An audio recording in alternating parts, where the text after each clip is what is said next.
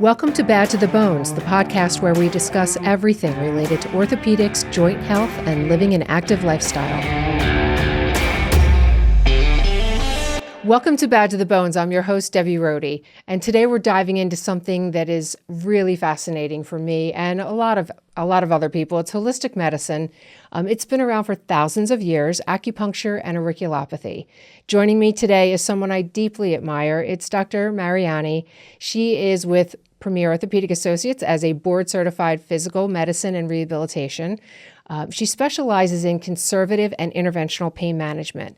She performs electric diagnostic testing to diagnose radiculopathies, which is pinched nerves in the back and the neck, also compression neuropathies and peripheral neuropathies. As a physiatrist, Dr. Mariani believes in a holistic approach when developing individualized treatment plans, that is. She evaluates the whole body to bring, just to really restore function and just bring overall improvement and quality of life back to her patients. So welcome to the show, Dr. Mariani. Thank you for having me. We're excited to have you here. Let's start at the beginning and share with our patients a little bit about what acupuncture is and how does it work? Okay. So acupuncture is, first of all, it has been around for 3,000 years, starting in China about 3,000 years ago. It was introduced in Europe in around the 17th century and in North America in the 70s, more recently. Yes. And a lot of patients ask me, how does it work? How is putting needles on my back is helping me? So there are two explanations. One is more based on the traditional medicine, and it is, so basically the body is a microcosm of the natural world, and there is a vital energy called chi that flows along these pathways along our body called meridians. Mm-hmm. And along the meridians, there are acupuncture points. There are about 361 standardized acupuncture points.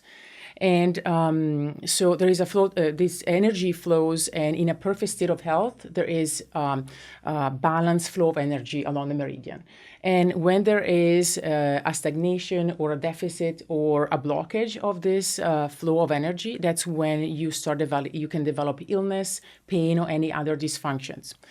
So the acupuncture, how it works, by inserting the needles, these small needles in acupuncture points, the concept is that you restore the flow of chi, and by doing that, you start, improving symptoms and restoring the balance of the body, of the whole body. Now, a lot of patients will still find this explanation a little mysterious because we're still talking about chi and energy, which sometimes it's not enough. Yeah. And so I like to explain a little bit more about the mechanism of action based on modern research. And so I will explain that when they have the needles on their body, there is a release of endorphins. So there is increased amount of dopamine, serotonin, the neurotransmitters in their brain, and that helps to decrease their pain level. And there's also a local effect. Every time there is a needle inserted in the skin, there's also an increase in blood flow, which is also promotes the healing. And so is it something that while the patient has the needles in the specific spots, are they feeling like a blood flow? Are they feeling like, wow, I feel like this is working? Actually, yes, that's nice. It's a good question because a lot of patients, especially patients that are very self-aware, they're very in tune with their body, they will feel a sense of flowing or energy flowing, or if they have a needle in their back, they will feel something in their legs. So patients that are self-aware, they will sometimes tell me about this type of experience. Interesting. And the acupuncture points, they're actually, it's possible to feel them because they're like a little depression. They're very, it's not easy, but after doing acupuncture for many years, I can actually feel some depression on the skin. And they also have a different electrical charge, so they can be fine with some device. There's some device that you can actually find the points if they're sensitive. That's wild. That's really, it's very interesting. Yeah, it's very interesting. Now, how about auriculopathy? How are these two connected? What's the difference? So the auriculotherapy or ear acupuncture is this is more recent. It's actually introduced by a French physician, Dr. Noget, in the 50s.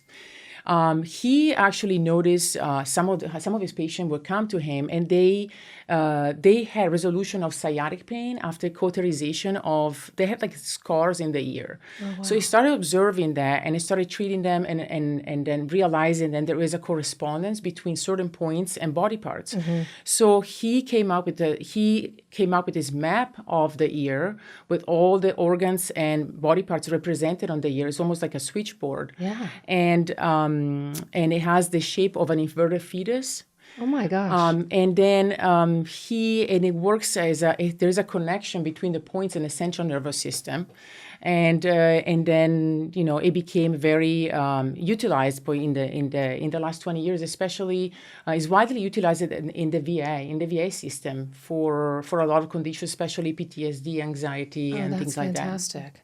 So the science behind it, some people may be skeptical, how is this tiny ear and, tiny needle in my ear helping me? Or how is this needle in my back helping me? What does modern research say about both of those and how they are working? You kind of got into it a little bit, but sure. If we were to really discuss exactly the scientific, Yeah, sure. Well, first of all, in 1996, the FDA approved the term acupuncture as a safe and effective treatment. And up to date, I think there are about 4,000 randomized control trials and a lot of systematic reviews about acupuncture. And there is evidence that it is effective, especially for certain things, especially for chronic pain conditions. Chronic pain conditions, there's a lot of evidence. Osteoarthritis. For certain joints, it seems to be very effective for knee pain, a little bit less for hip pain and ankle pain. Is it reducing the inflammation? Reducing the inflammation and the pain, yes, okay. Yes. And it can help also decreasing muscle spasm, which is often associated with pain. Yeah. It's very effective for migraines, for headaches. There's a strong evidence for those. A little less evidence maybe for anxiety and depression. There is a strong evidence. It has been used also for nausea after chemotherapy. Oh, wow. There is a strong evidence for that. And the studies, there's a lot of studies out there. Some of them are stronger than others. There's some limitations for some of the studies.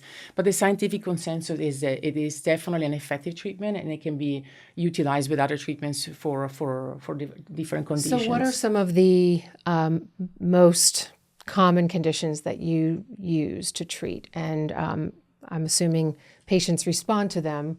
And, sure. Yeah. Yeah. So being an orthopedic practice, I do see a lot of patients with definitely spine pain. So cervical, thoracic, and lumbar. Yeah. But also joint pain, osteoarthritis, so shoulders, knees. Are you seeing them post-surgery or even? Before surgery? Yeah. Some of them come before surgery. Okay. And if they're patients that are not tolerating medications, maybe they can't take anti-inflammatory medications. They have a history of ulcers. Yeah. Or they're on anticoagulant and they cannot take medications. Okay. They will benefit from some acupuncture before. Yeah. And then even post-op, in the post-operative phase, it can be very effective. Yeah. They may be taking medications. They may be taking opioids, but it helps them to not only decrease the pain, but also the anxiety and stress from being doing physical therapy, struggling with the pain. Maybe they don't sleep at night, so it can help with insomnia, with reducing the stress level and the pain. So in the post-op phase, they tends to be very, very effective. What can someone expect for their first visit? New patient comes in and you're doing your assessment. And then how do you determine if you're using acupuncture or auriculotherapy? Okay. So the first visit is usually a consultation. I usually don't do the acupuncture. I spend a pretty good amount of time obtaining information, history, trying to understand the root of the problem and the body parts involved. And then I discuss mechanism of action and explain how acupuncture works. And then I usually discuss expectations, very important expectations. Yeah.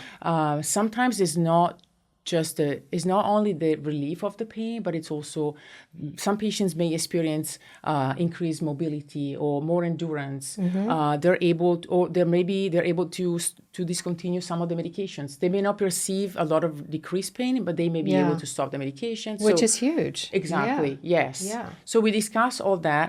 And usually auriculotherapy can be done on the first visit. If there is acute pain, it tends to be very effective immediately. It's a very rapid the effect. So and that's how this auriculotherapy can be done by itself as a standalone treatment. Oh, okay. So some patients only do auriculotherapy if it's very effective, and if not, it can be combined with the acupuncture.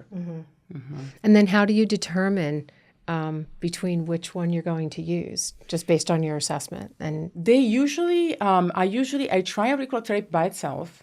If the patient has a 80% relief, they're feeling great, then there's not really need to do the other body acupuncture. Yeah. If the patient has severe pain, I usually try to do them together. yeah. Yeah. Okay. I think the auriculotherapy is pretty fascinating. And you just mentioned that it can be combined, and it doesn't often. Sometimes you'll try it by itself. So talk a little bit about those ear seeds and Yes. Yeah, auriculotherapy is very versatile because it has a wide range of indications, and then it can be done in different ways. You can use acupuncture needles, electrical stimulation, even laser. And otherwise, what I use mainly are these ear seeds. They're small needles. They're very small, and I place them, and they usually stay. They're semi-permanent. So they will stay in place. Yeah. And some of the patients, they're a little skeptical. Most of the patients are okay with that. They're well tolerated. But they go home with them, and they will stay in place. So they tend to prolong the effect. Of the acupuncture, of the auriculotherapy. The number of needles, it goes from 3 to 5, depending. Okay. And there are protocols that I use, and they're semi-permanent, so they're a little more painful than the other needles, but the pain will last for a short period of time, and the patient is completely comfortable after that. I did a little reading up on the auriculotherapy, and is there any truth behind, like, if you kind of wiggle it a little bit after it's been inserted, that it's better to stimulate it that way? Yeah, you can stimulate the point. It's like, even with the body acupuncture, the needles needs to be manipulated. So the twisting of the needle, it will help enhances the effect of the acupuncture. Yeah. So I usually don't do it, but I use electrical stimulation instead. But in the same way, you can do it in the ear. So you can definitely stimulate the point by touching it, by twisting the needle. Yeah. Yes. Oh, that's so interesting. And what would be some myths that people have about acupuncture, when they first come in and that's something that's recommended? You mean the concerns they may have? Yeah. So mainly the main concern and the main problem is if they have needle phobia and they're afraid of needles in general, then that's a big problem. Yeah. They tend to associate those needles with the needles of a blood draw, for example. So it create a lot of anxiety. Yeah. Some of them, some patients are afraid to perceive pain. But then when they try it, they realize that it's really minimal. The pain it's not even a pain. It's like a pinprick. It's nothing. And some patients are concerned about infection, for example, or sterilization. We use disposable needles, so the risk of infection is basically zero. Some patients, they don't understand the mechanism, so they want to know a little bit more. And some of them, they feel very vulnerable when they're laying in the room with the door closed, with the needles on their body, and they can't do anything. Yeah. So me and so my medical assistant, Ricardo, we often check on patients 2 or 3 times to make sure that they're comfortable. Yeah. We've had patients, they wanted the door open because they feel like they can't escape with the needles. Interesting. Please, yeah. Is that like just a concern? Does it have anything to do with the needles physically being in them that stimulates that feeling? I don't think so. I think it's just anxiety, maybe for the first time, or just something happens. I can't really move because I have 30 needles in my back, and so I can't really go anywhere. So I think it's based on that. Yeah. So I love how Premier Orthopaedic Associates does such integrative care for their patients. Yes. I mean, just everyone collaborates together. Yes. How would you say that acupuncture fits into that bigger picture of someone recovering from acute or chronic, or even just recovering from surgery? Yeah. How do you think your practice fits into the bigger picture? Yeah, the beauty of acupuncture is that it can be done in any time along the recovery process. It can be done at the beginning. It can be done, with other modalities during physical therapy. Some studies show that it's more effective when somebody's doing physical therapy. I do it on patients that are actually receiving injections, epidural injections or steroid injections from other colleagues, and they want to try to spread them out. Cortisone injection can only be done every 3 months usually, and by doing acupuncture in between, they're able to spread out the injections, so they can get them done less frequently, which is a big deal. And can anyone of any age, I mean, as long as you do the assessment, qualify for acupuncture? Yes. Okay. There's really no restrictions or limitations. There's no, I don't see any, it can help in a lot of conditions. So any age there's no contraindications on any age or on anything else that I can think of. Now, I don't want to put you too much on the spot, but do you have a success story of a patient that comes to mind where you can think, gosh, they came in and they were just really feeling so down with all their pain and after a few sessions or whatever? I do have some patients, and it's very rewarding with the auriculotherapy. I've had several patients walking out of the office without pain. So especially sciatic pain, radicular symptoms, the upper extremity, lower extremity. I've had patients having 80% and 100% sometimes, and that's amazing. Pretty rewarding to watch and for the patient and for me. And then I have a couple of patients. A patient that suffered with migraines for a long period of time. He's a farmer, and he told me he tried any medications on the market. He was involved in experimental trials in the big hospitals in the city. Anyway, he tried a lot of things, but they were never effective. And he's been coming to me for about 2 years, and he's been doing much better. So he's out working the farm. He's enjoying life. That's and great. Still has some pain, but definitely had an incredible improvement of his symptoms. Yeah, it's kind of like you were saying earlier that, when you assess the expectations. Exactly. So that's fantastic. Yes. So for someone that's listening today, maybe they're just tired of using medication, tired of physical therapy. What would you suggest would be a next step that you might recommend for someone to try? So I would definitely, another tool that I think is very important, I don't think it's utilized, or maybe we should do it more, is education. I think educating the patient, empowering the patient, and actually explaining the mechanism of action of chronic pain and how it works, it helps them to be able to modulate that pain. So it's a memory. It's a memory in the central nervous system, so it can be retrained. So education is definitely a tool that helps the patient. And then utilizing, relaxation techniques, deep breathing, things like that. So have a discussion about some things that they can do at home. Optimizing lifestyle changes, nutrition, and things like that. Just kind of going over sleeping and things that they can have a huge impact on chronic pain. And sometimes they're not maximized. And then I would just talk about acupuncture as a way to, if they didn't try acupuncture, that could be a way to try to rebalance everything, the nervous system, immune system. So it's definitely an option that it's worth it, given the safety and the minimal side effects. Very minimal. About how long do you give a patient to go through acupuncture or try the auriculopathy before you determine that their body's not responding, that it's totally blocked, or however you would diagnose that? So auriculotherapy it tends to be very immediate. So usually if they don't have relief in the first, let's say 3 to 5 days, I consider like not really working, and I would not repeat it. Or maybe try a different protocol, but not do the same thing. The acupuncture, the body acupuncture, it usually it takes usually 3 or 4 sessions. I say try 3 or 4 or 5 sessions before you can determine if it's working or not. People usually out there, they do 10 sessions. I do 4, 5, 6. If I see that there's no response, I discuss about other options. We discuss about something else or something different approach. Makes sense. Thank you so much for all of your knowledge today. I definitely have learned a lot, and I'm sure our listeners have as well. We hope this episode has opened your eyes literally to some really great treatments that are available here at Premier Orthopaedic Associates.